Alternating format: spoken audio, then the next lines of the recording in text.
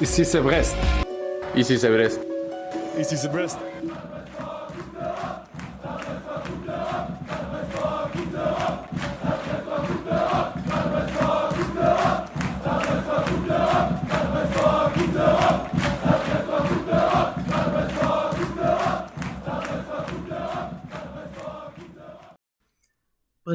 Brestois, on se retrouve aujourd'hui pour un nouvel épisode de présentation.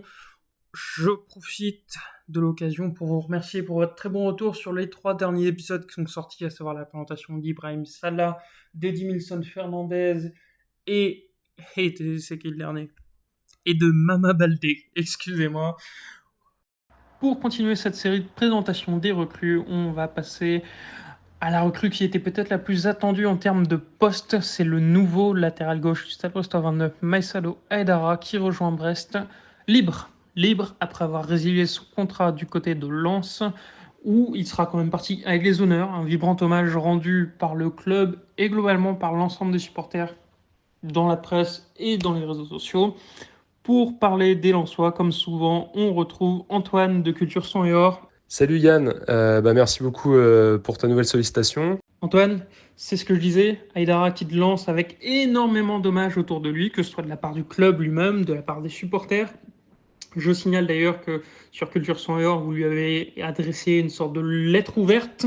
On la met en description. Elle est vraiment très sympathique, très touchante et elle en dit long sur l'empreinte que le joueur a pu avoir sur le RC Lens. Toi, Antoine, c'est quoi ton ressenti sur Aïdara, globalement, sur son passage à Lens? Et peut-être que tu peux nous rappeler en quoi consiste ce passage qui a quand même duré, si je ne me trompe pas, 5 voire 6 ans.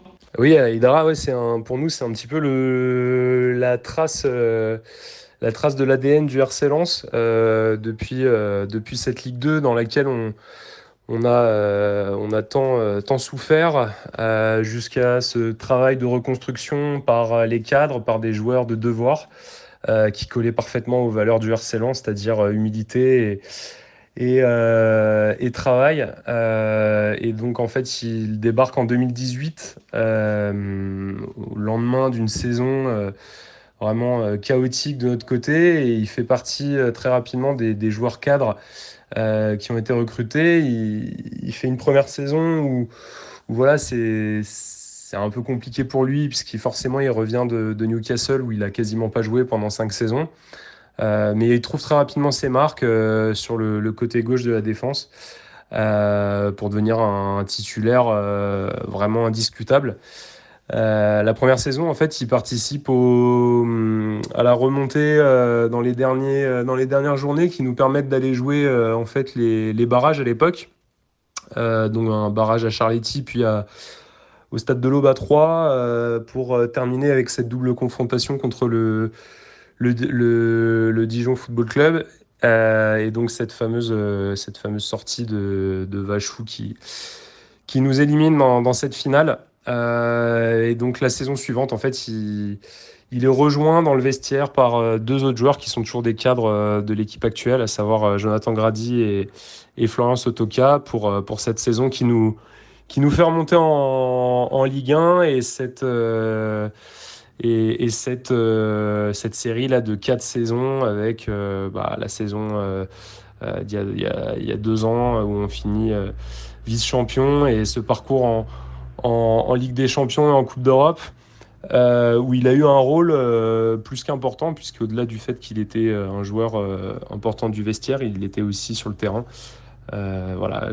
Tu mentionnais cet article que l'on a écrit à son égard. On mentionne un match très précis qui était le Lens Paris Saint-Germain, où le RC Lens s'impose 3-1, et Aïdara est positionné en piston gauche, alors qu'il avait plutôt l'habitude ces derniers temps de jouer en centrale gauche, mais cette capacité à jouer sur les 2 postes le rendait aussi hyper intéressant. Et donc en piston gauche, il sort un match au niveau de l'équipe extraordinaire, qui fait ce soir-là, on marche littéralement sur le Paris Saint-Germain 3-1. Donc voilà, c'est un peu le résumé de Massadio Aïdara, un joueur exemplaire à tous les niveaux. Aïdara qui te lance après une saison où il a quand même joué 18 matchs. Alors parfois des bouts de match, parfois des rentrées, mais ça reste un temps de jeu plutôt honorable. Ça en faisait un joueur qui visiblement avait sa place dans la rotation lensoise. Comment expliquer ce choix lensois de le libérer, tout simplement? Est-ce que c'est lui qui voulait partir pour avoir du temps de jeu, pour se relancer un peu, ou finalement il avait peut-être simplement plus sa place dans la rotation? Le départ de Massadou Haïdara, en fait, c'est, je pense, quelque chose de naturel. Je pense qu'il était temps pour le club et Massadou Haïdara de se dire au revoir. Voilà, ça faisait 6 ans qu'il était au club. L'hiver dernier, fin du mercato, il est fortement sollicité par le FC Nantes. Donc il est d'accord pour rejoindre le FC Nantes qui, je crois, lui propose un dernier très très beau contrat. Mais alors que Kita et Ougourian sont d'accord, Franquès s'oppose fermement à son départ. Il était, euh, il était piston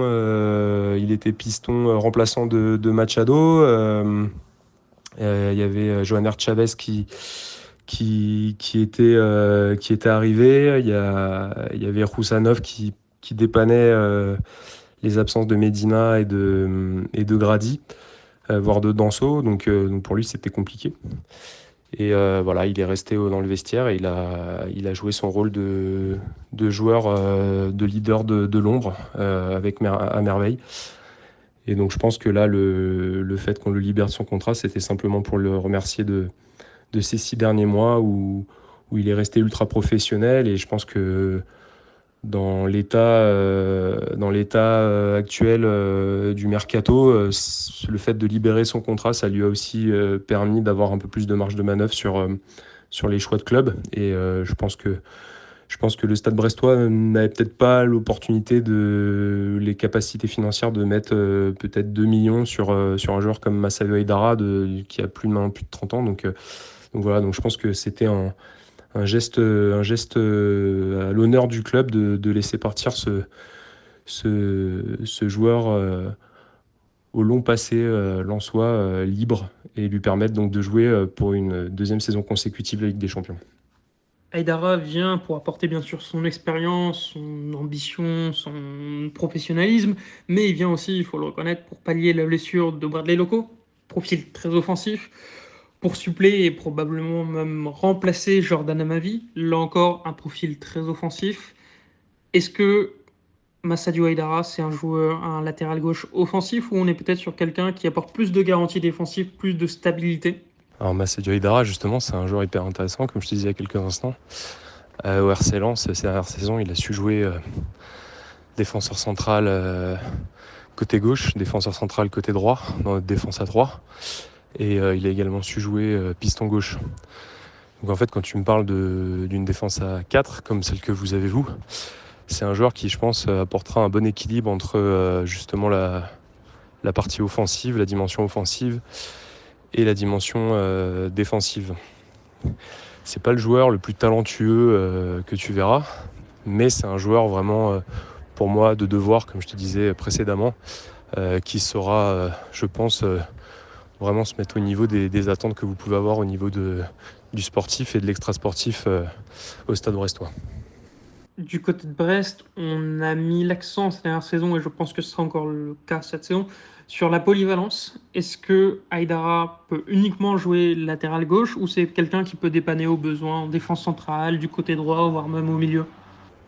Dans une défense à 4, est-ce qu'il serait capable d'assurer un rôle de défenseur central? Je sais pas. Ça, c'est vraiment une question difficile à répondre, puisqu'à Lens, il a vraiment évolué au tout début dans une défense à 4 en tant que défenseur latéral gauche.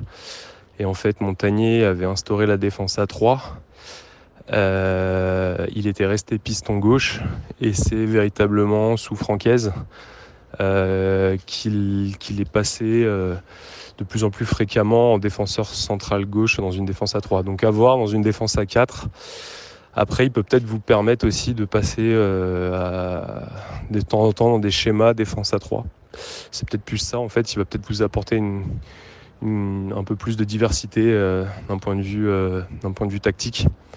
Mais c'est vrai que dire qu'il saurait évoluer dans une défense à 4 en tant que défenseur central, je pense qu'il peut le faire. Mais est-ce que pour autant il peut s'installer dans ce rôle-là, j'en suis pas sûr. Et justement, on parle jusqu'ici du joueur, de son poste, de ce qu'il a fait, mais parlons peut-être de ses qualités et ses défauts. C'est quoi ses principales qualités selon toi? C'est un joueur c'est un soldat. C'est un joueur qui est vraiment qui va au combat, Ses points forts, en fait, j'ai presque envie de dire, c'est dans l'invisible. C'est-à-dire qu'en fait, il est tellement professionnel, tellement qu'il en est inspirant pour un vestiaire. Moi, des échos que j'ai eus justement du vestiaire, c'était vraiment un leader par les actes, par le sérieux qu'il mettait à l'entraînement, dans les séances de récupération, dans tout le travail invisible. Il déclarait d'ailleurs que en fait, toutes ces blessures à Newcastle lui avaient permis de vraiment bien connaître son corps et du coup il sait vraiment comment prendre soin de lui pour durer. Mais au-delà de ça, ça reste un joueur qui est extrêmement polyvalent. Je pense que c'est un joueur moyen plus sur beaucoup d'aspects, sur beaucoup de postes.